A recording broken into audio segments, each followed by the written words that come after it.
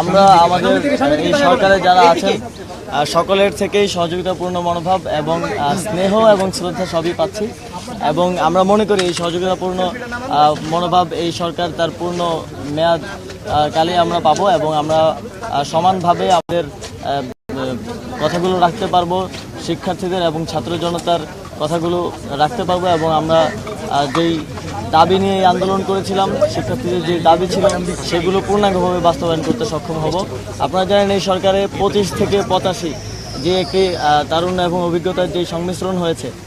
এটি আসলে বাংলাদেশকে রিপ্রেজেন্ট করে এবং বাংলাদেশের প্রকৃত যে চাওয়া পাওয়া সেটি বাস্তবায়ন করতে পারবো বলে আমি মনে করি। চলে আসছিল আমরা 5-6 বছর ধরে নিজেদের সুস্পষ্ট সর্বোচ্চ দ্রুত সময়ের মধ্যে বাস্তবায়ন করার জন্য পদক্ষেপ নেব।